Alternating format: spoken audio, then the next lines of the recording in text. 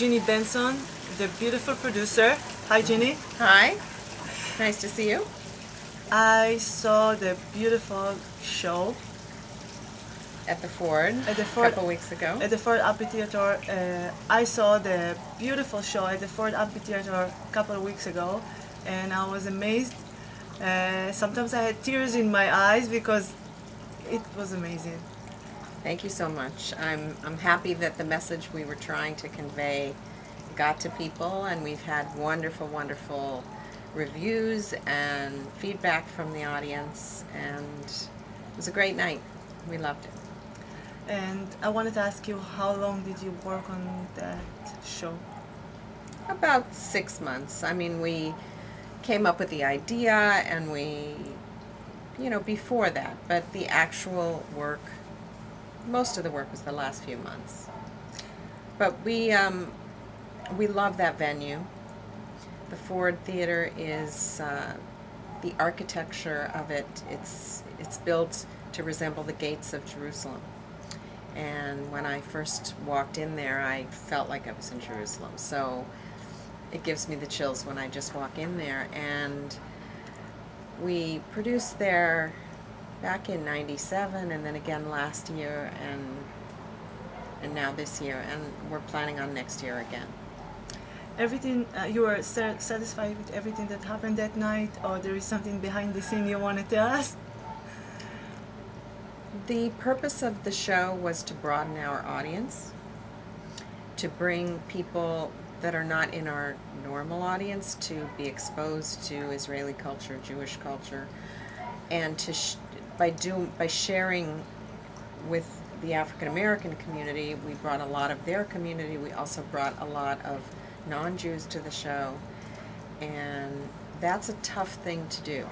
It's much easier to bring a beautiful Israeli star that everybody knows and everybody wants to see, and everyone in the audience is Israeli, and although it's a great evening, it doesn't accomplish what part of our goals are, which is really to share our culture, to to get other people from outside the community to see the beauty and the warmth and understand who we are from an artistic point of view. Tell me about Keshet Chaim. Keshet Chaim has been in existence since 1983, and our artistic director, Eytan Avisar, started the company then. I came in 5 years later, in '88. And the company's gone through quite a few transitions, and started more as a company that was based on folk ballet. It was based on folk, but it had a lot of ballet, and Eytan always made it more accessible to the audience, more exciting for the audience than folk. But we studied a lot of the things of the Jews in the diaspora. So our repertoire consisted of dances from Greek Jews to Sephardic, Ladino piece, a Yemenite piece, a Moroccan piece, all those different types of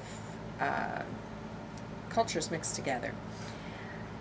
In '06, Kobi Rosenfeld came to the U.S. and became part of our company. And through him, we've actually taken a different direction. We've become more contemporary. We still maintain all of our older repertoire, but we've gotten to much bigger stages through Kobi. We've done some pretty major events. We've traveled, actually this was before Kobi, we traveled to Israel twice. We performed twice in the Carmiel Festival, and quite a few places in Israel. We've toured the United States quite a bit, and outside of the U.S. we've been to Mexico a few times, we've been to Russia, we performed in the Bolshoi Theater and the Tchaikovsky Theater in Russia.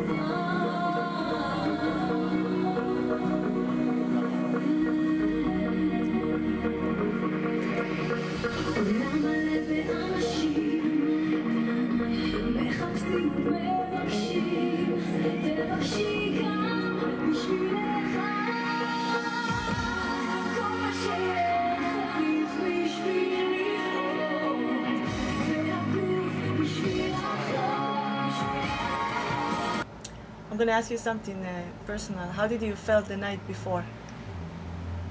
The night before is when I finally sleep because there's nothing more I can do.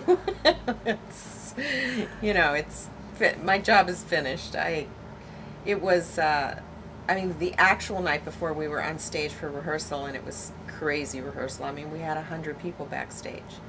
So just trying to maneuver all those people and keep everybody happy that somebody wasn't waiting too long and somebody wasn't, you know, that they were able to all be happy and fed and everything else. It's quite a task. And the artists that joined us Sunday night that weren't in rehearsal were MC Lyte and Macy Gray. Macy was actually in Brazil, in Rio, until noon on Sunday. She arrived. Then she came and did our show for us, and then at 11 she had to be on a plane because she was filming at 7 a.m. in Miami the next morning. She's doing a big movie. So we were very lucky that she went through all that for us and came and joined us, and it was kind of a last minute thing that she had wanted to do it, but logistically trying to get it to all work was a chore. MC Lyte was easy and pleasant and wonderful. And one of the things that I loved about this show is that we did a lot of collaborations with those artists. You know, many of them were last minute, but she decided a week before that she'd love to have dancers. So Kobi did a piece for There's Beauty in the World, and the dancers were on stage. MC Lyte was thrilled to have our dancers, and Gitit, Kohavie, who's a big choreographer and hip-hop dancer in Israel, she's the one with the red hair, was able to do her style of choreography to collaborate with MC Lyte. And then Kobi did a piece that our dancers did with Harel Skaat. And then McDonald was the only one that didn't have a dancer, and it was incredible what happened. We were in rehearsal, and Abraham started to sing, and Dominic, the dancer that ended up performing with him, was standing behind me, and he said, "Oh my God, he's amazing." And I said, "Does he move you?" He says, "Yeah." I said, "Do you want to go out there and move?" And he said, "Yes." So I said, "Well, let me check." And I went over to Abraham, and he's so tall, he's 6'8", you know, and I'm tapping him and I'm saying, "Do you want to have a dancer?" And he says, "Oh yeah." So Dominic just went out there and did this improv with him, and it turned out to be the standing ovation of the night, you know.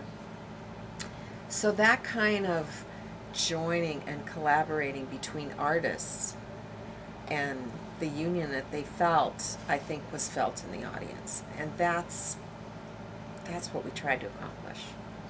This Friday, we have a Shabbat dinner at Eytan's house with Abraham McDonald and Tim from the Agape Choir, and it's going to be Daphne Simon, and it's going to be you know, a continuation of the process.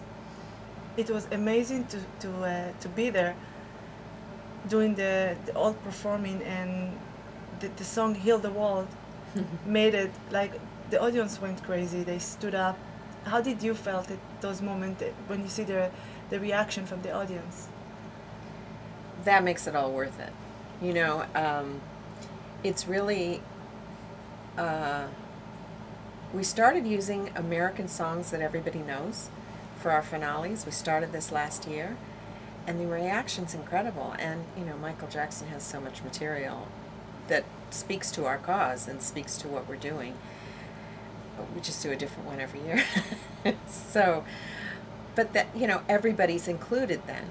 Okay, as much as some people related to one artist and some to another, the last one everybody relates to, and that really sort of ties the knot and brings everyone together at the end. And you feel it because they're all on their feet.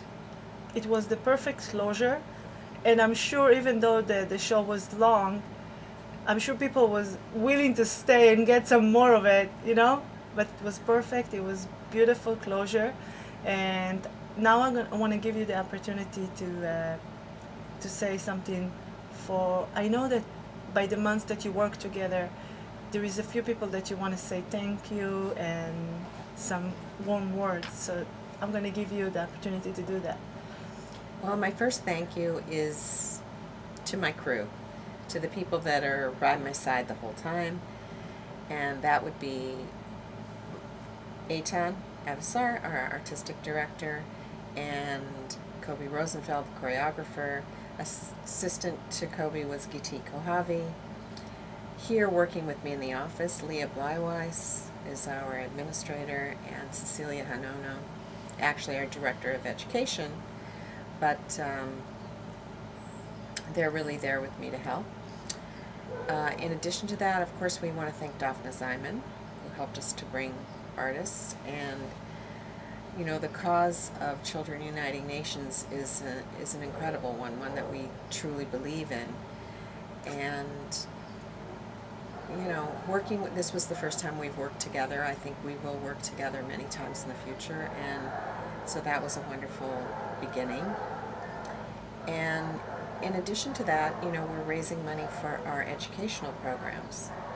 I don't know if you know, but Keshet Chaim has a whole educational department, and we teach children in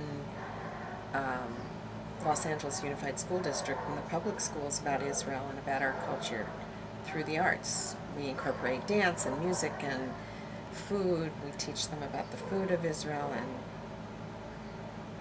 just all different types of cultural things. We do 1-month-long residencies in different elementary schools. And that's in addition to serving about 3,000 kids a month in community centers and Jewish schools, Jewish day schools and temples. And so who was the one who was responsible for the costume, the beautiful costume during the dancing? I'm thinking all the costumes that we had there. 3 of the costumes were done by Neely Glazer. She's been our costume designer for many years, and she lives in Europe now, in Vienna. Part of the year in Vienna, part of the year in Israel, and traditionally she comes here once a year and stays here and makes costumes for us. We didn't actually make a new one this year with her, and the costume for Leon Shalotefi for Shiri's piece was done by Rachel Shachar. She's a new designer that we worked with. That's the only piece she's done for us. Pretty much everything else was done by Neely. Neely, well done. Yeah. Yeah. Yeah, it was wonderful. Beautiful, Genie. I want to thank you for this interview. Thank you very much. And we're looking forward for your next project. And for sure, we're not going away. And I want you to say Shana Tova to the people in Israel. Shana Tova. To hear? Okay. Yeah. Shana Tova. Have a wonderful, safe year. And we're with you 100%. Thank you. Wow, it was wonderful. For you and for me and the